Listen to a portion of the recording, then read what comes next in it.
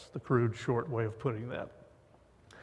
In follow-up to that vote, women were ordained later that September in Washington, D.C. at the Sligo Adventist Church. This last week and a half in World Session again in San Antonio, the church voted not to allow different parts of the world, like North America, to go ahead and ordain women if they wish, even though women have been ordained in the past 20 years. So this morning we thought it would be fitting if we brought together some of the participants, some of the leaders, and one at least who was ordained 20 years ago here to our panel, so that we could reflect on this whole discussion in our church's history, and specifically the last 20 years, and then maybe catch a glimpse of what is going forward. Some of our panelists, as you can understand, have now been invited to join other debriefings and panels later today, so we're kind of running the first, I think, for some of them. They're going to have to leave us after this morning session and get back up to the Loma Linda and Riverside area for other panels. Some are going to be able to stay with us through the lunch hour, and as Mary indicated, we'll have a little more discussion this afternoon. But as you see on the screen, let's just get our panel on up here. And then we want to run, first of all, a clip from Sligo 20 years ago. Dr. Kendra Holoviak, and you folks just sit wherever you want. Come on up, and Dr. Rudy Torres, and we're glad that Linda is here with us today, too. We won't ask you any questions just yet, Linda. Okay. Dr. Fritz Guy and Dr. Larry Garrity, and Jillian Garrity is going to join us this morning as well. And we're glad to have Kendra's husband, Dr. Gilbert Valentine, and her parents, the Holoviaks, with us. I don't know if we have other family members today. But Sergio, let's go ahead and run the clip from Sligo. And what you're going to watch is the ordination prayer that Dr. Louis Vinden, who was not able to be with us today, prayed. And there's an anthem that follows. But first, just leading into that prayer, you're going to see Dr. Charles Scriven, who was the president of the university there in Washington, D.C. at the time. He very carefully lays out how that prayer is going to take place, because one of the things that was on everybody's mind that day is they not only wanted to do this ordination, but they wanted to do it so that the traditional mindset in Adventism would not be able to say, oh, you didn't do it correctly. So he's carefully blending modern ordination with what we would call historic Adventist ordinations. We may have to turn the lights down too, but I told Sergio we would audibly kind of lead him through this. So that's your Omaha signal, Sergio.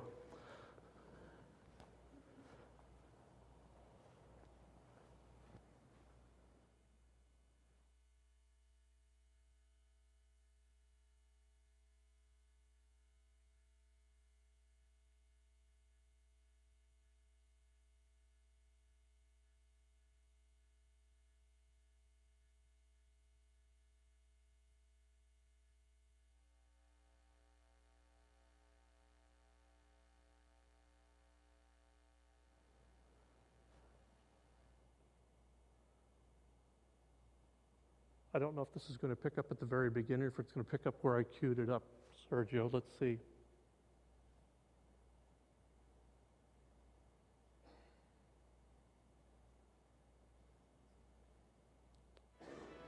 This is back to the beginning of the service. So we're going to want to come in, and let me come back with you here in a little bit, and we'll figure out where it is, okay? I think you may be having... Can you hear me back there in the booth? Nope. Sergio, we're going to have to go back and reset this. So let me start and then during questions and answers, I'm going to come and we'll play this again. It was queued up, and I think it's gone back to the very beginning. So I'll come back and help you find the cue spot, and we'll play it later, okay? Neil may work with you there a minute. Let's just go ahead and start the panel discussion. It's a wonderful service. We could watch the whole thing for, about 2 hours? That might be more encouraging than some of our discussion today. Okay. That's just, Andy McRae, the pastor for administration, telling people not to take flash photography that day, so you're not missing anything yet. Okay, they're going on through. Hang on a minute.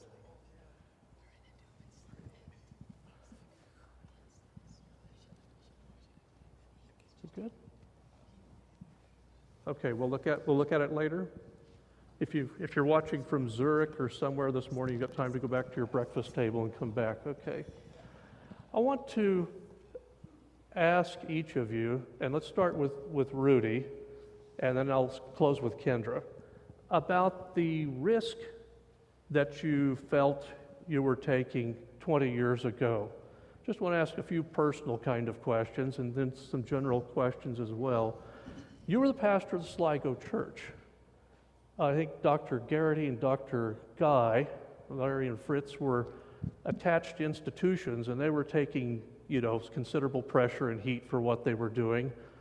And I don't want to diminish the things you were feeling either, Jillian. But certainly as a local pastor, you were more under the control of the conference administration at that time. I reflect on this in part because I was in the aisle that church service, that morning after the worship service, when you received news that La Sierra University Church out here on the West Coast was going to join you and do the same kind of thing a few weeks later. And I remember how elated you were and how reassured you were. Can you just talk about the risk that you felt like you were taking at the time? Last night I took my folder, my notebook, to sort of relive, because a lot of these things I've forgotten about. I couldn't remember who the conference president was. I couldn't remember who the union president was. It's just something that I have just put totally out of my mind. It's as if it's a psychological way to put all that pain behind. My fear was not from the hierarchy. My fear was that the congregation was going to split. And so I used all of my energy trying to keep the church, from just rebelling. There was a significant section of Sligo Church that didn't want the ordination of women. And I knew that if this ever exploded, that it would make the ordination of women an impossibility. So I just put all of my energy there. I wasn't afraid of what would happen to me. I was really afraid of what might happen to the church, the congregation. Large delegations would come in. And I would just turn to them and say, Sligo Church, as I remember, had 78 nationalities. We had something like 800 or 900 Indian members. And so many of these delegations would come in, and I would just look at them and I say, all right, you're asking me to discriminate against you because we're all in the same ballpark. To the degree that I discriminate against women, to that degree I'm going to discriminate against you. And the Bible shows no discrimination. That was my pain, and I spent sleepless nights. I was on the phone. We weren't certain if the two people who were on our staff were going to be a part of the ordination service. And so this was a lot of this, I have never spoken to anybody, but there were threats on our lives. Wow. We were getting angry letters from all over the denomination, accusations, that we were having affairs with the 5 people that were, with the 3 people to be ordained, just ridiculous. And I think I saw the health of the church and the pathology of the church just in bold ways. And it was encouraging and discouraging, but mostly encouraging, because we kept the congregation together and we had an ordination service that was the likes of which I've been in many ordination services, including mine. They pale in contrast. this was, I was born for 2 reasons, 3 reasons. To affirm gays in the Adventist church, to affirm women in the Adventist church, and to adopt my Allison. Attending that service that day, I never would have guessed that there was quite that much turmoil in the local congregation. It seemed like a very united, happy crowd. Some people must have stayed home or something, Wow, incredible. Would you like me to speak to that a little bit? You want to? Yeah, jump in. We were just talking in the car about this, and I think this is an interesting point that people might not realize. There were weeks of planning and thinking about this service, as you can imagine. And one of the things that I remember very distinctly is that I was suggesting that this happens at the 11 a.m. worship service. And I remember arguing that we should do it because this would be a witness to the children and the young people, and everyone would see this service, and that would be a beautiful thing, and that it would become something that whole generations would not imagine an Adventism without this. And so that was my argument on the planning committee, and the response back was, no, we need worship, the 11 o'clock worship service, to not sort of catch anybody who didn't know this was going to happen, to catch them by surprise. That's not right, that's not kind to do to people, to make them part of a cause that they didn't plan to be part of that Sabbath morning. And so that's one of the main reasons for having it in the afternoon, that if you were there, that you were there because you made the choice to be there that Sabbath afternoon. And I've reflected a lot over the years of the wisdom of the other members of the panel, the planning committee, to say, no, let's have this be something that people have returned to the church on Sabbath afternoon to participate in. And I will just agree wholeheartedly with Rudy. What a glorious moment it was. And it was worship. It was Sabbath afternoon worship with glorious music. I'll never forget the processional music as we came in.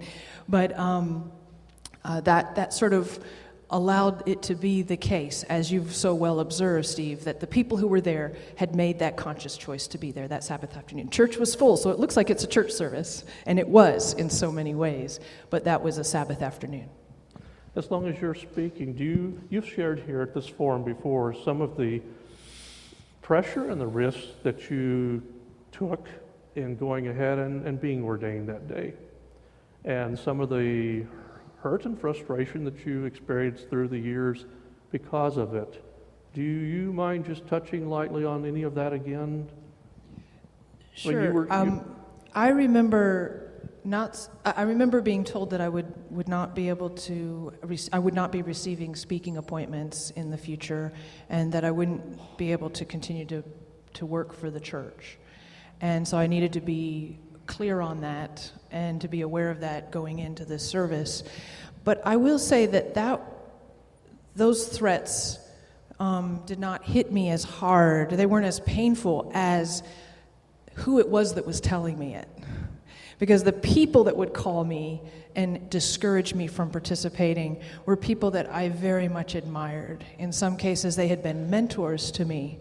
And so it was who it is that was calling that I was disappointing, that was extremely hard, as much as any particular threat.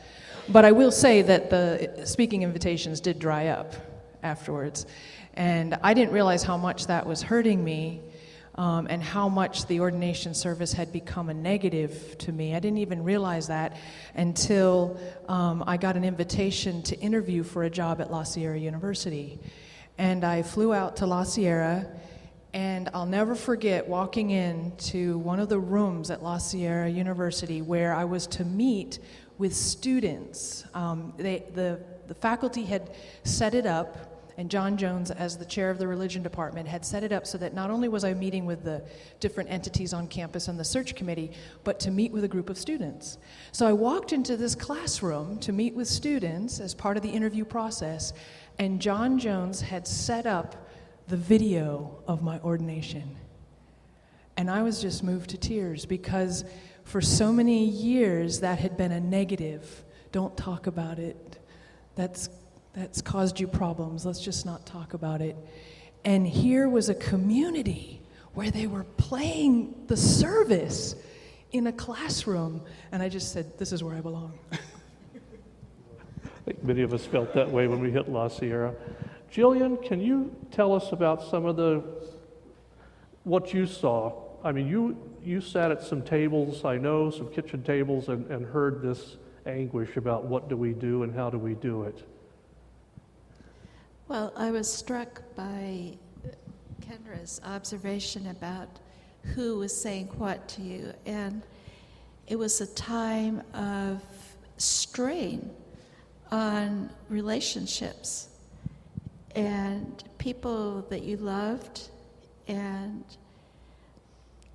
you know, my father was more conservative. He thought it was not time to do it. Her father-in-law was part of the structure of the General Conference, and he thought it was not appropriate that my sister should wait until the church as a whole. Can I just stop? One of the ordinees that day, ordinands, was your sister, Norma Osborne. Yes. Yes, okay, so we want to make that relationship clear for everyone. So Yes. they're not only there helping ordain Kendra, but your sister. Right. Right. I was not ordained. Right. I'm not a minister. Yes, okay. So I'm talking on behalf of my sister. Yes, and your family experience. Who struggled with whether to be ordained or not. You're right. She was under you. She was working with you. Yeah, Rudy was the senior pastor. And let me Sligo. tell you, one of the finest ministers, that I've ever served with. Okay. So it really put a strain on all our relationships. The idea of whether it was right or wrong was less of import, or it was more about the timing, whether the timing was right or not, and how it would affect relationships. And I have to add that we were a British family, and being British also colored her struggle, because we were very aware this is an American church, and the Americans have more entitlement to set the rules and set policies. We were immigrants, and we were in some ways indebted to the American church. I remember growing up feeling that our lives were so much better than our relatives' lives who stayed in England, because we had joined the church, we were part of the church family, and we had not only had more rich experiences of travel. My father had been educated by the church, sponsored. Neil Wilson had helped get his job at CUC teaching. So there was sort of this sense of indebtedness to this church that had been so good for us, good to us as a family. And that also played in to the difficulty of making the decision. And I understand my sister finally made the decision to do it after he talked to Larry, because Larry's an American, and I haven't talked to him about this, but Larry, I think, felt that he had a right to question his church and question authority, and he had a right to demonstrate and to challenge, and Norma was on the right side to do this. She was doing a favor for the future of the church. So that gave her courage. And I think it was because he was American. So that's my observation. You have a rebuttal, Larry, or and then Fritz, we're going to get to you too. Well, it's true that that Norma spent a lot of time on the phone with me, talking about the pros and cons. And she was being urged by members of the church at Sligo to be ordained, and she wasn't sure. She definitely wasn't, for all the reasons that Jillian was explaining. It was a family issue because of her father-in-law and her father, both who wondered about the timing. And so she wanted to discuss those issues with me.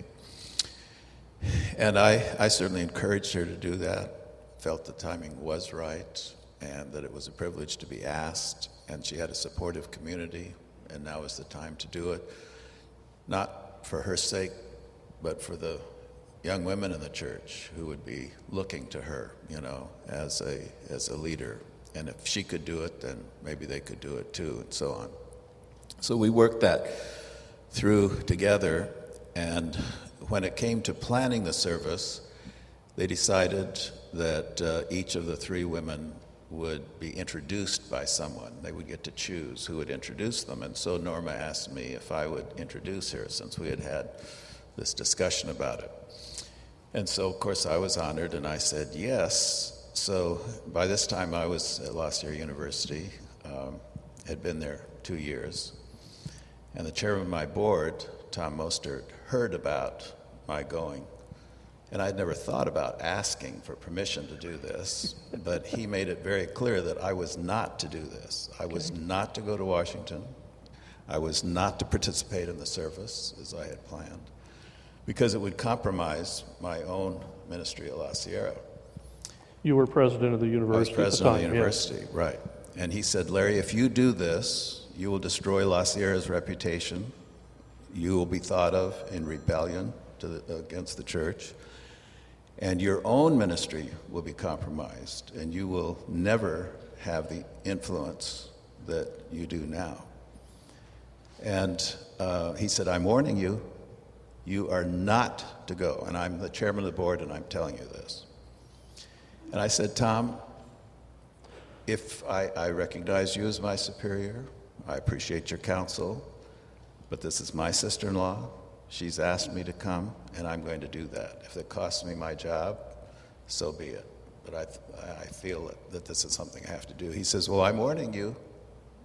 Don't say I didn't tell you. To his credit, he never raised the question again afterwards. But it was a touchy situation. Sure. Within and without the family. Dr. Guy, are you the only one who had encouragement to come to this service? Well, I almost feel sacrilegious in listening to the angst that was part of the event 20 years ago, because I first decided to go because I wanted to go. I thought this was an important event, having been at La Sierra, where we had encouraged young women to enter professional ministry for years, even decades. This just seemed like, well, of course. I mean, and I'm sorry to be so callous or superficial about it, but I wanted to do. And then after I had decided to go, Penny Shell asked me to introduce her on this occasion, and it was for me an honor. I was flattered to be a small part of an important occasion. So I looked at it as not a matter of great decision, but it was celebration. And this may reflect, this is how I'm trying to put a good spin on my lack of awareness of how difficult this was for others. And I had no idea, I had known many of, well, I guess all except Norma were people I had known. I'd been aware of Rudy and his ministry in this part of the world, but I was just oblivious to how difficult this was. And maybe that's a reminder of the variety of kinds of Adventist Christianity. We share a lot in common, We are part of the Adventist community of faith, but we're different. And we have different experience, and that makes us, again, experience things differently. So it was for me an interesting, exciting, exhilarating kind of experience. And then to move on just a little bit, a few months later, we had an ordination at La Sierra when, Hallie Wilson and Madeline Haldeman were ordained at La Sierra. Now, I'm not sure we would have had the courage to do that had it not been for Sligo. I'm not sure we would have been that courageous or had that much initiative. But again, those were not, and you would remember, Larry, I don't think we wrestled a lot. Now, maybe you did. You were president then. Again, the board chair really exercised his authority on Dan Smith, who was pastor of the church, and said, Dan, you cannot do this. This is rebellion against the church. So his job was threatened. I think Mostert knew I'm already lost cause because I had already done it, so he didn't threaten me again. But there was a lot of pressure against the planning and execution of that at La Sierra. I don't know if you remember, but Penny and Norma and I flew out to participate with those ordinations at La Sierra University Church. And so we were so excited to, on that Sabbath morning, be part of the ordained ministers that were surrounding these two women and setting them apart for gospel ministry. And then in the afternoon that same day, Cheryl Prinz McMillan at the Loma Linda Victoria Church was ordained. So by the end of that Sabbath, there were 6 of us who had experienced this in our local congregations. Tell a little bit about the banners that were used Oh, yes. at each of those 3 services. The Sligo Seventh-day Adventist Church had created for the ordination event on September 23 7 banners depicting the 7 churches of the Book of Revelation. It coincided with a preaching series on the Book of Revelation at Sligo. And the 2 artists, Rosemary Peterson and Barbara Georgievic, had created these gorgeous banners. Well, the banners came across with us and were used to decorate the platform at La Sierra and also at the service at Loma Linda Victoria with Cheryl Prinz McMillan. So it was kind of like it was kind of like a visual symbol of oneness between this sisterhood of churches, of both celebration, commitment to local church ministry, commitment to women and men serving together in ministry, but also a commitment to our heritage as Seventh-day Adventists who have loved the book of Revelation and have seen it as a book of hope for the future, for a better future. Since our beginning, we have that heritage. So it was a way of sort of affirming our heritage even as we were participating in these services that we knew not everyone approved of, but we believed we were being true to that heritage in this act of these services. Are these the banners that are hanging? We have the picture, I think they're about queued up behind. Are those the banners, Rudy, that are hanging there, Kendra? I Or are those believe larger? so. There were some additional ones, the ones with the trumpet. Some additional ones that were there. There is one right at the They're center in the back, of the pulpit. I think, aren't they? Yeah. When you see the pulpit up close, there will be one in front. I think that on the right side, I think those are some of them, but I can't quite remember. But I remember that they were surrounding us. So I think there were 3 and 3. I think those are separate, the ones up top. I think there were 3 to the left of the platform, 3 to the right, and then 1 right in the middle. And the one right in the middle, Rosemary Peterson, very few people know this, but Rosemary and Barbara Georgievic, they stitched the initials of all the women that have served at Sligo Church as ministers. They stitched our initials on that banner. So that one was the one in the center on that day. Those banners, I'm told by people at the Stoll Museum in La Sierra Hall, right. where they're now, were about to be pitched a while back. Is that true? And then they were rescued and kind of put in the Stahl Museum and said, hey, let's hang on to They these? certainly are hanging there. I never heard that they were. Well, it's a better story. Let's tell it. You know, but I think that they were not being properly cared for, and there were people that were concerned about that and asked if they could be relocated and properly cared for, and that was fine. Okay. Yeah. That's my understanding of the story.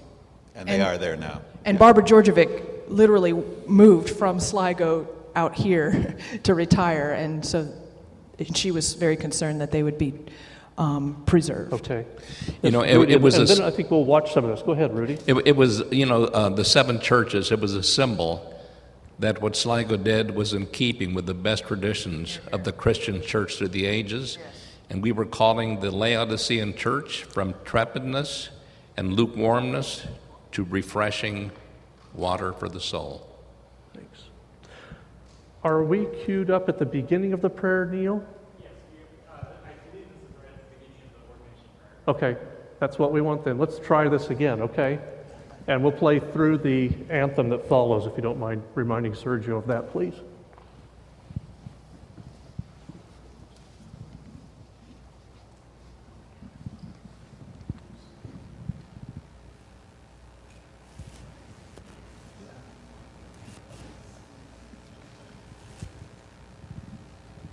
I ask don't you, have the audio. where you are, Yeah, with the audio? Okay. to lift your heart and mind and to join with us as you remain seated and we kneel here and come to the throne of God. Do we need to turn it up a little bit?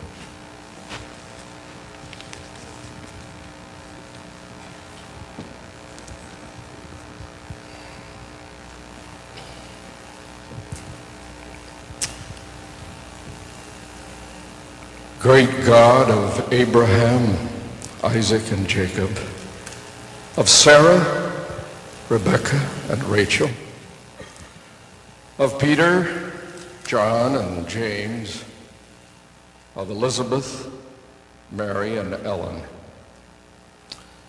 You are our Creator and Life-giver, our Redeemer and Lord, our ever-present Helper, Comforter, and Guide.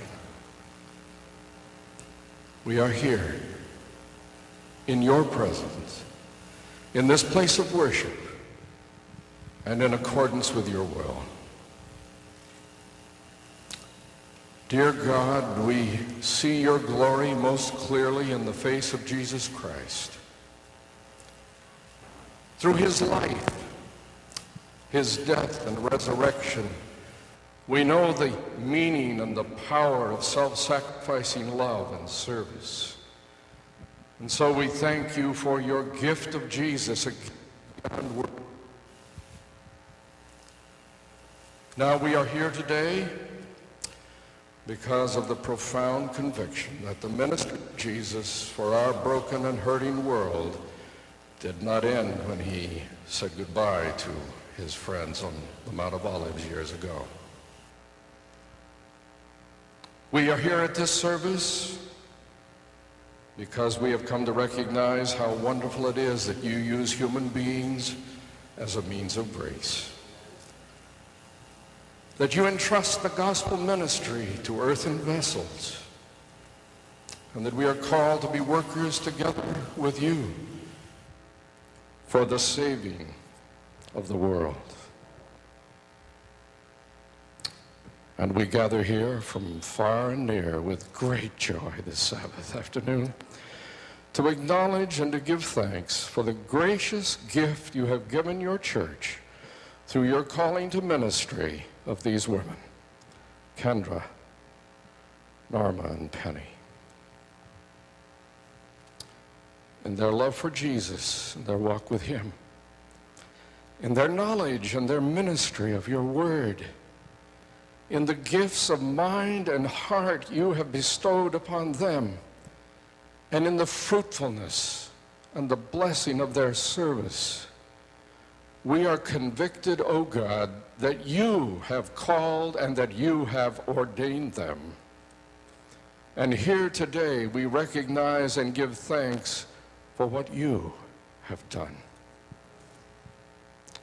And now, Since you have no hands but ours, we place our hands upon Penny, upon Norma and Kendra. And we ask that they may sense the touch of Jesus' nail-scarred hands in cleansing, in grace, in power, as the one who has called them to be with him that he might send them forth. Here dedicates and affirms them to the gospel ministry. Dear God, bless those who are closest to them, who know them most intimately by ties of friendship and of family and of love. I think of Kendra's parents, her brother, her colleagues here and the department at the college, Lord, and a whole host of individuals. Bless them in their loving support and their encouragement, Lord. Bless Norma's husband, Dick, and her children, Heather and Trevin, and all her family, Father. Her dear colleagues and friends here at the staff of Sligo Church. Bless Penny, dear God, and her colleagues at Shady Grove. And I think of Kit Watts and Sally Johan. And, well, Lord, you know the circle that has meant so much to each one of these and will continue to be so much a part of their life and ministry. Now we pledge ourselves as a community of faith, as a congregation, as colleagues in service, to value, to encourage, to support, assist, and appreciate all that you are wanting to do in and through them for this world and for each of us. Keep them close to you, dear God, as your beloved daughters and faithful servants. Through sunshine and shadow, on the mountaintop or in the valley, help them to remember that it is in your strength and by your grace that they shall fulfill their ministry. Give them the assurance and security of your unfailing acceptance and love. And when the chief shepherd shall appear, may they hear his "well done" and share in his eternal joy, as with him they experience the fruit of their labors. So we entrust them and their gospel ministry to the circle and safety, power, the care and keeping of your everlasting arms. In the name of Christ, amen.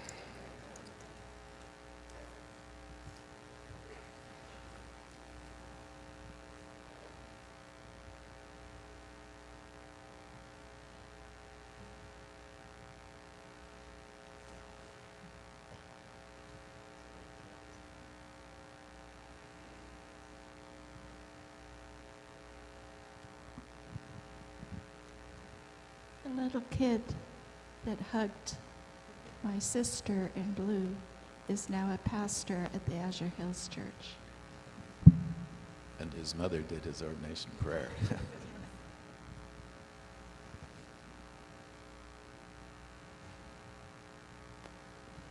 her in-laws are hugging her right now. They were very opposed to it, but they reconciled.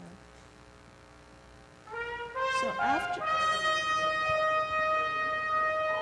Richard, we'll get back to you in a minute.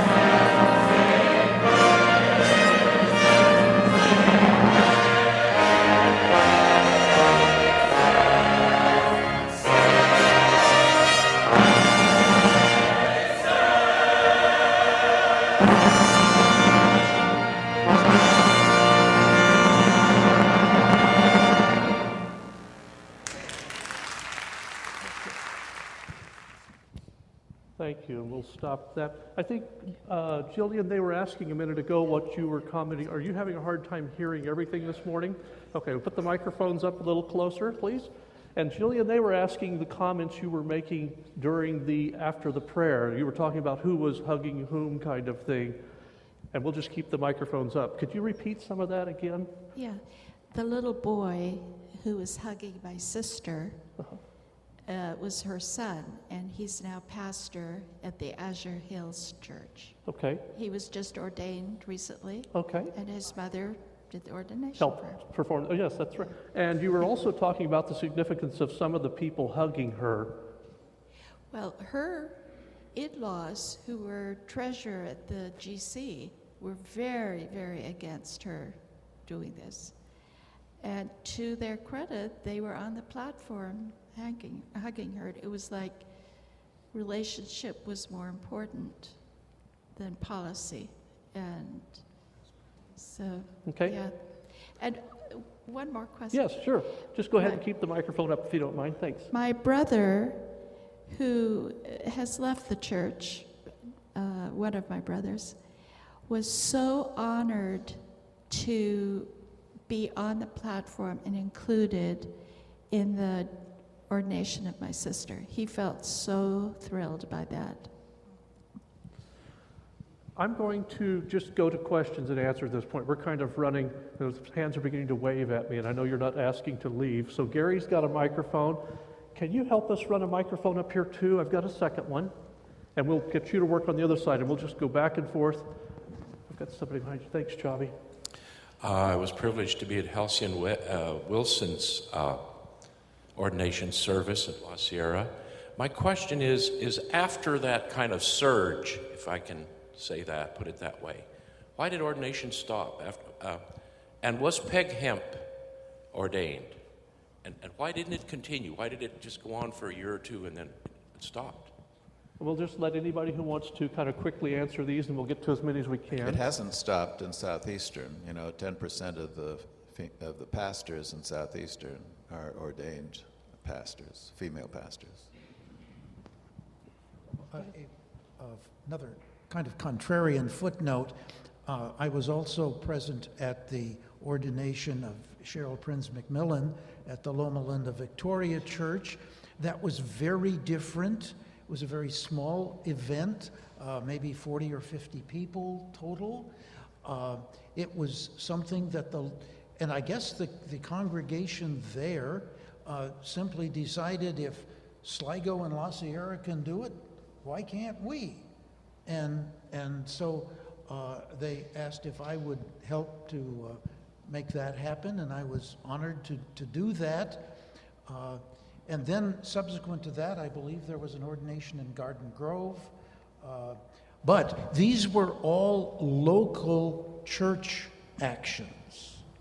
It was some time later until the Southeastern California Conference, and the Pacific Union eventually authorized more official ordination. But all of that came slowly. Some of you will remember better than I that first we gave the same credentials to all the pastors, and first it was ordained, commissioned, everybody, and then I think the word commissioned got dropped, so it took a while for this to develop, and it went up and down. I mean, fits and starts, which is the way change happens pretty much in a large community. Yeah. It's not a smooth progression. Sure, Larry. Southeastern California Conference had what they called the Gender Inclusiveness Commission that worked on this issue for many, many years. I think it was Penny Miller from Loma Linda University School of Nursing that chaired it.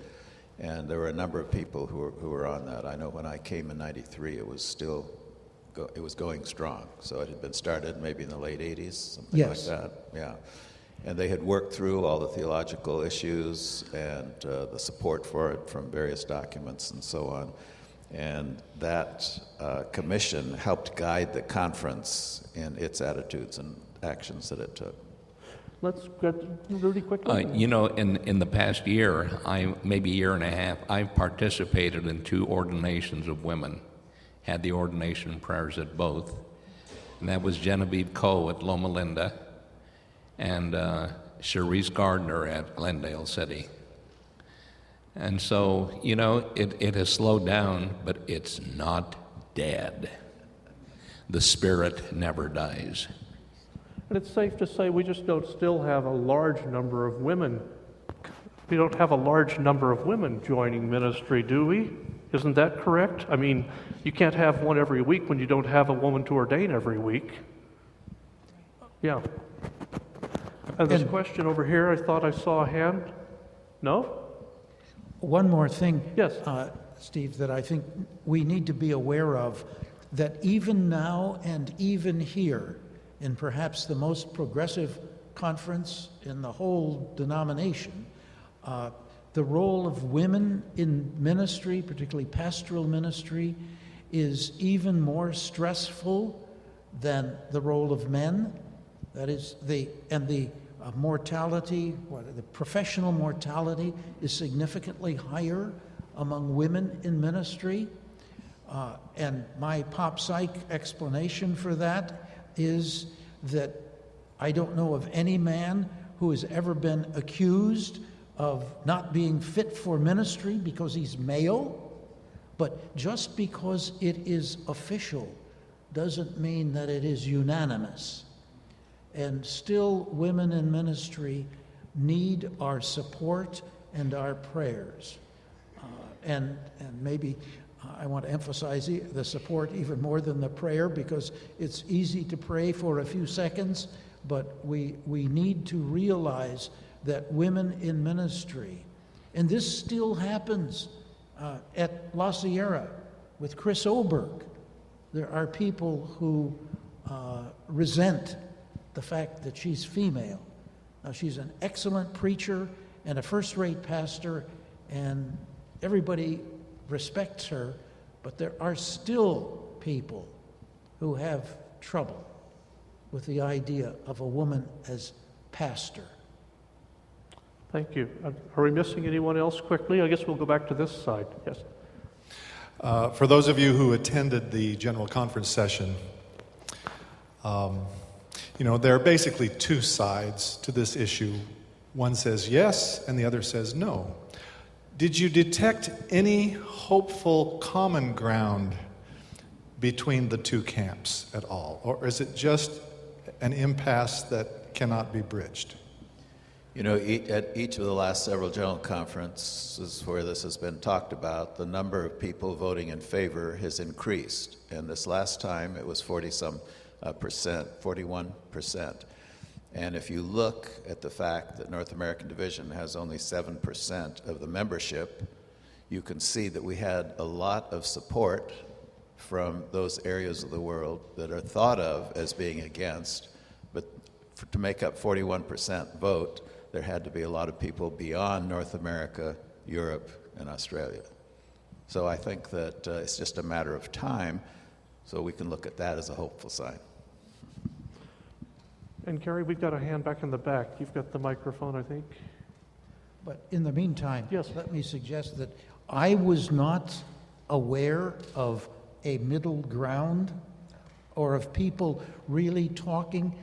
I mean, we're kind of nice people and we're Christians, so we're polite to each other, but I didn't hear much of any real dialogue, real conversation.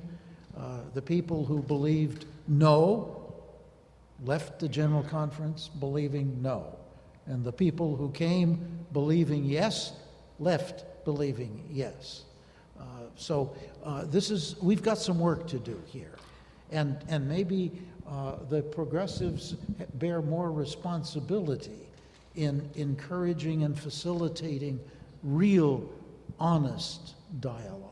Kendra? One of the things I found the most discouraging of last Wednesday's conversation, 2 Wednesdays ago now, was the fact that on the floor of the General Conference, in this day devoted to talking about this topic, we really didn't talk about what we needed to talk about, it seems to me.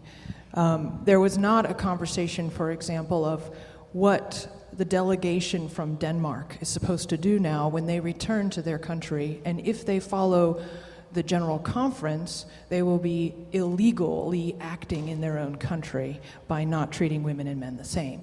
So these kinds of issues, we never talked on the floor about the women ministers in China who have been ordained for years and who are the pastors of the largest churches in the denomination. We never talked about this. So it's heartbreaking to me that, not that it wasn't a surprise, the vote. In fact, the vote was higher than some of us thought it would be, actually. The yeses got more yeses than we thought. But what was heartbreaking is that we never talked about what we needed to talk about prior to that vote.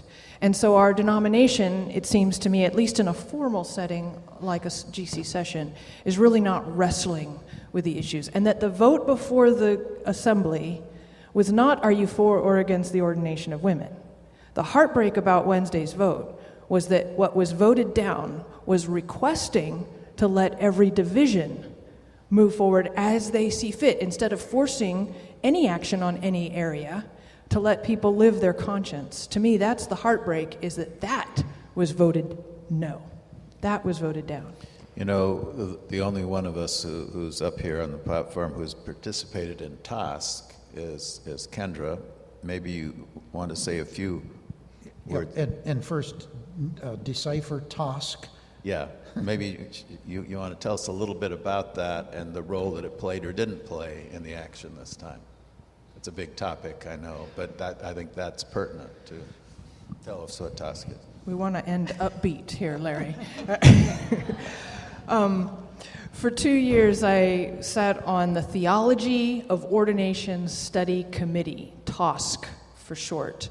This was an international group of 106 people, and we listened to papers, and we worked in small groups, and we had a lot of prayer time together, and we, in the end, after working for 2 years, thinking about the idea of whether or not we should allow this to be unity through diversity or not, and after hearing a very encouraging reports from different divisions, 12 out of the 13 divisions shared reports that were either yes to ordination or yes to diversity.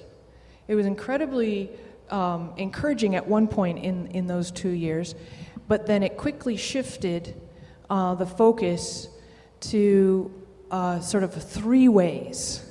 And so the committee shifted from, can we move forward unity and diversity or not, theologically, historically, as Adventists, taking seriously Ellen White, is it possible, is there room for diversity on this issue or not? It went from yes or no to yes, no, maybe kind of thing. And so TASC came out divided. At least that's what we were told over and over again. If you actually took the 2 positions that would allow for ordination of women in areas that were open, we were by far the majority. But that's not what was given to annual council last fall, and that's not what came before the delegation at GC session. So there was this loose connection, if you will, between TASC and the question that came to the floor 2 Wednesdays ago. But it seems to me that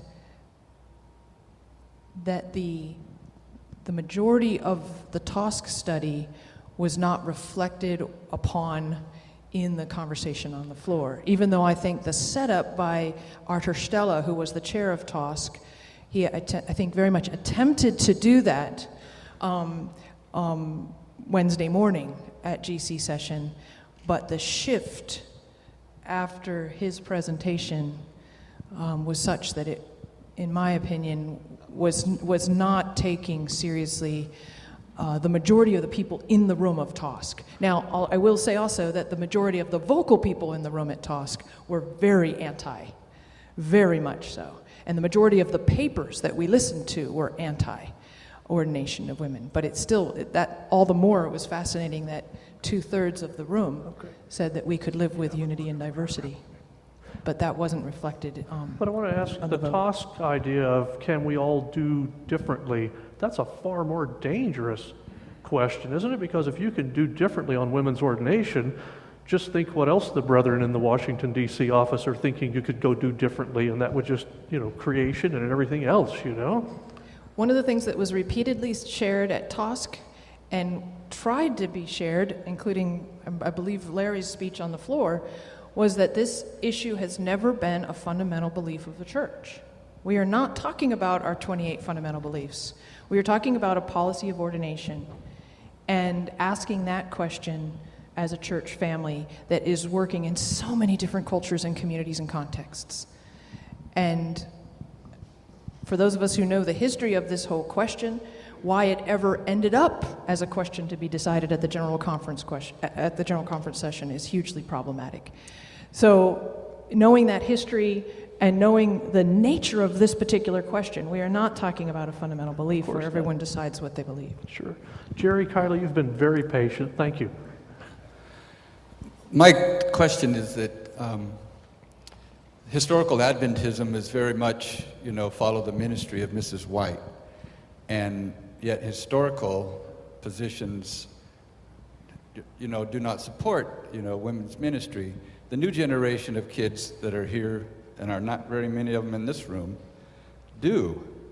And what's the dichotomy there? I don't understand quite why Adventism didn't embrace this when they had the first opportunity with the background of Mrs. White's ministry. What went awry there? I can't resist Yeah, the evoking. two best people to answer that are sitting on the front row here, Gil Valentine and Kendra's dad, to talk about the history. These are church historians in our midst. I don't know if you folks want to come on up and take a shot at that. I think Dr. Guy has an introductory Well, answer. I would yield to the historians because I want to move to the future rather than Okay. the Thank you, past. Chabi. Dr. Valentine, do you mind responding to that at all? I have no real answer to the question except sheer puzzlement. It's one of the great paradoxes that we defended Ellen White and her use of the gift and her ministry by explaining certain texts, and yet today we just forget the explanations that we made. So I think it's a real problem for our young people because it is an irony and a paradox, and I don't understand why. Except a reaction to fundamentalism, and perhaps that's the reason. I think also that's, Dad, you should talk to next, but I think that was one of the shocks that we had on TOSC and probably also in San Antonio, that in the past, Utrecht, for example, my understanding was never that there was a theological problem, an Ellen White problem, a biblical problem with anyone being ordained. It was just that we wanted to be respectful of the world church, and they weren't ready, and so we were going to wait, keep waiting, right? That's what we got for decades, right? Wait, be patient and wait. And Sligo in 1995 says we've waited since 1973 when we had our first woman pastor. We can't, out of our love of the gospel, we can't keep waiting any longer. And that's what caused that service to take place in the local congregation. One of the things that we've all, I think, found discombobulating is that now we have in our church sort of the inbreaking of a new way of reading texts that says that there's a headship theology, supposedly, in Scripture, and that if you're against Scripture, then you're okay with ordination of women. But if you take Scripture seriously, then you're not going to have a woman in charge of a church. And that this is kind of entered into the church by the back door, if you will, so that the very texts, as Gil was just saying, the very texts that were used to be used against us, against Ellen White's ministry, now are being, and when we defended her and showed a different way of reading those very texts, now those texts are being used against women. And it's a shocking time. And I think it's caught some of us unawares because we didn't realize that we had to defend the text that had been defended by the early Advent believers in the pages of the Review. Yes. Is there anyone? Yes, Dr. Lovick, could you just go ahead and stand so people can see you? This is your father, correct? It is. Okay. And before with my husband. And he was the archivist of the General Conference for many years. Thank you for throwing that into. But she taught me everything I know. But one of the things I have found fascinating is when the church discovered Ellen White's 1895 statement that women performing a certain type of ministry should be set apart by the laying on of hands. When that was discovered, it threw the General Conference into probing into what's behind that statement. And in the 70s, that generated the studies that occurred at Camp Mohaven, and the overwhelming majority of the people who went to Camp Mohaven, men and women, favored ordination of women.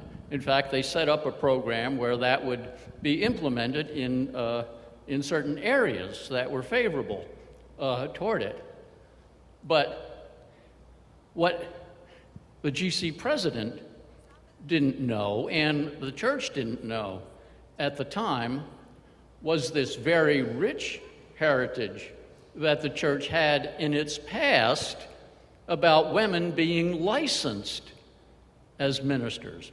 No one knew that because those issues hadn't been probed. Elder Pearson didn't know that. He was the GC president at the time. But Elder Pearson felt that the Mohaven Commission had gone too far. He was willing for that Ellen White statement to be reflected on women being ordained as deaconesses, and to him, that was progress. See, because that hadn't happened at the time in the 70s. But he didn't want it to go beyond that. So he intentionally made this a decision that had to be settled at a GC session. And that's what forever precluded it being a positive decision.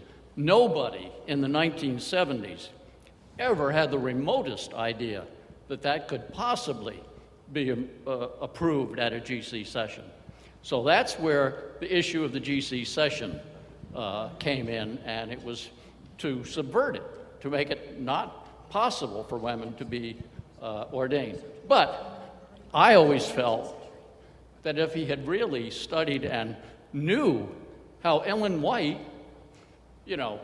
took part in the licensing, in the quizzes that occurred at conference sessions when women were being licensed as ministers. There's no scriptural authority for licensing a woman as a minister. They were full-fledged ministers beginning in the 1870s. So that's our heritage, but that heritage was not known at all when the decision to send this to a session occurred. And that's, to me, what's tragic about the whole thing, because it's a misunderstanding of our rich heritage that ignores these decades and years of ministry that women had in the 19th century. Thank you very much. Yes, Richard, and then we're going to go and kind of wrap up the morning session, and we'll continue this afternoon after potluck. Go ahead, Richard. This is really quite fascinating. And we need you to hold the microphone right up against your mouth. Thanks. The historical aspect and your representation this morning of that. My curiosity is greatly focused on not necessarily the scriptural or the theological basis for this discussion, but the business model aspect of it. I would really like to know how much discussion there has been about the bottom line, about the number of members that we're gaining every day or every minute in the world, and how it might affect it, having women in the ministry, and how the accountants look at the reports at the end of the fiscal year. Did any of you bring any relatives that can answer that question? For every 60 baptized, 40 leave the Adventist Church. Wow. Even so, we're almost 20 million.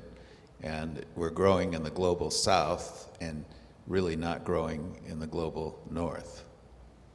So its problem may get worse rather than better from that perspective. What's the reason? Because we have women in the ministry?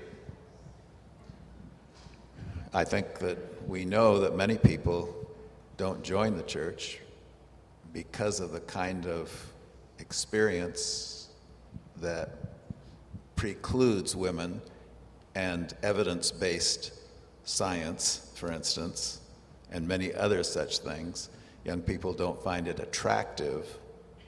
Our own daughter called us Wednesday night and said, "And tell me, why is it that we commit ourselves to an organization that specifically votes to exclude more than half the members, if God calls them?" So I think young people just are not attracted to the kind of church that we are becoming. Dr. Guy had a question here. I'll try to make this. Okay. I'll try to make this quick, but Mohaven wasn't entirely ignored. I read fundamental belief number 14, which was hardly mentioned in the last difficult week in San Antonio. In Christ, we are a new creation. Distinctions of race, culture, learning, and nationality, and differences between high and low, rich and poor, male and female, must not be divisive among us. We are all equal in Christ, who by one Spirit has bonded us into one fellowship with Him and with one another. We are to serve and be served without partiality or reservation. That has been a Seventh-day Adventist fundamental belief for 35 years, since 1980, when it was first voted. You were there, Larry, at the General Conference in Dallas. So it's understandable to say this isn't a fundamental belief. Certainly, excluding women has never been a fundamental belief, but one could make an argument, you might have to work a bit at it, but you could make an argument that we're out of harmony, that the vote, 2 Wednesdays ago, was out of harmony with our fundamental beliefs. And, you know, that didn't get much attention. The other thing I need to say, whether or not you need to hear it, I don't know, but I need to say that my feeling at General Conference was partly resignation, because we all sort of predicted what would happen, and we were right. I have 4 20-something granddaughters. They are wondering whether Adventism is an appropriate spiritual home for them. Wow. The vote in San Antonio is not going to encourage them. I want them to be as enthusiastically Adventist as I am. You know, I think being Adventist is just the coolest thing going. Though, you know, the General Conference makes it a little harder to make that case. And I worry, I care, because I love these girls. They're wonderful, they're bright, they're full of energy and ability, and the church needs them. And they need Adventist Christianity. And I worry and can get, as you can tell, a little emotional when I think about the fact that we the delegates said, hey, you were one of them, right? Anyway, the church as a whole has made it a little less likely that they will find Adventist Christianity their spiritual home. And I'm sad. Fritz, we are very sad with you. Many of us have children and grandchildren who we also have the same questions to answer, and I'm sorry. Caitlin, and then I promise we're going to have to go to this afternoon, okay? Let's get Caitlin. We want to hear from somebody who has wrestled with this professionally as well. So I'm going to be a little difficult and ask two questions, cram them in there. The first one is, where do you see things going forward? Because that is, of course, a serious concern for me. Is some people argue it's symbolic, that the unions can still do what they want to, and I know that our own union is probably going to continue with they've already, the direction they've already gone. The Netherlands have already said themselves that they're going to continue ordaining women anyways. And so it's, a big question for me is, where are we going to go from here? And then my second question, which I actually posed to Kendra 2 years ago when she gave a presentation at Ordination, which maybe I'll make one of you other ones answer it instead so Kendra doesn't get it twice, is, like your granddaughters, I'm in my 20s, I'll be 26 next week, and I'm tired of this already. What encouragement do you have to someone like me? Can we get Kendra to answer this? Because I'm trying to land this plane very quickly. Okay. Where do I think it's going is something that Gil and I and my parents, we've been thinking about that a lot in the last week. We believe that the unions that have gone forward on this issue are going to continue to embrace women ministers, and we hope and pray that ordinations of women as well as men qualified for gospel ministry will continue to take place. And Larry just said it's inevitable. And so we have much hope in that sense, that there will be communities of faith that are committed to this is a gospel issue and this has to continue. There's no going back now. We also recognize, though, that things could get tough in places, and I particularly feel for women who are involved in ministry in communities where they do not have the support that we have in this room right now, this sanctuary right now. And so my heart aches for them and for some of the stories I have already heard. I heard it in San Antonio that there were communities where women were being asked to resign their posts as women elders, as women commissioned ministers, in other words, according to policy, according to global church policy. So that breaks my heart when I hear those kind of stories, so I'm not pretending that there aren't hard days ahead. But I'm very hopeful that there will continue to be places where those of us in this room that believe that this must continue to happen, there'll be places that will flourish and will continue to flourish. I have received text messages and Facebook messages from all over the world, especially in the 48 hours following the vote. And I guess I would encourage you to think through your involvement in the Adventist Church in this way. What is an Adventist? What is a Seventh-day Adventist? And who are you going to allow to define that for you? I refuse to let someone define me out of the church. I am a Seventh-day Adventist. Every cell of my being, I'm a Seventh-day Adventist. And there are probably people right now, fellow delegates, that hearing some of the things I said in San Antonio probably don't think of me as much of an Adventist. But I'm an Adventist. And I would just encourage you and other young people to wrestle with what you feel that means to be a committed Seventh-day Adventist, and don't let someone define you out of it. That would be what I would encourage you to think through. And know, and please forgive us when we don't give you this sense, but please know how much we need you and your voice. Yes, Rudy, and then we'll kind of draw down. I think that the local congregation is coming back as the important place where Christianity is expressed and understood.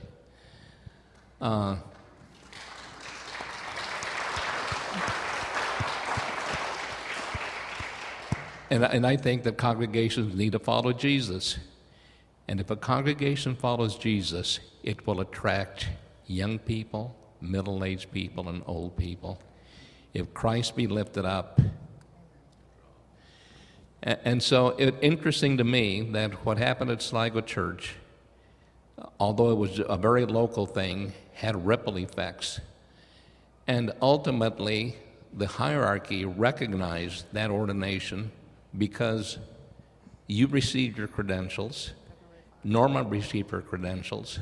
You didn't have to be reordained. You were given credentials based on what happened at Sligo. If it's not happening locally, it's not happening anywhere. And the local congregation cannot be impeded or thwarted by what happens at GC sessions. Thank you. I simply want to say thank you again.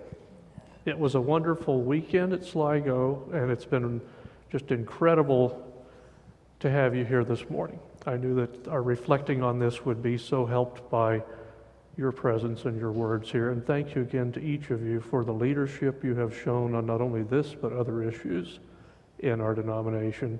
There are so many of us here at Tierra Santa and watching who go to church every Sabbath, and we enjoy our fellowship, and we hang on in large part because of the work that not just people like you, but specifically you have done. Now we're going to listen to a YouTube clip. Remember, after worship, there's potluck over in the, or not potluck, but a meal provided in the fellowship hall. And I think Dr. Torres and Dr. Guy are staying with us, maybe. No, you've got to get back too. But Dr. Torres is staying with us this afternoon a little bit? Yes? Okay, good. And maybe those who want to ask more questions can, and those who just simply want to share some of their own thoughts are welcome to as well. This video, or this YouTube clip, is from the president of the Southeastern California Conference in which we reside, Sandra Roberts.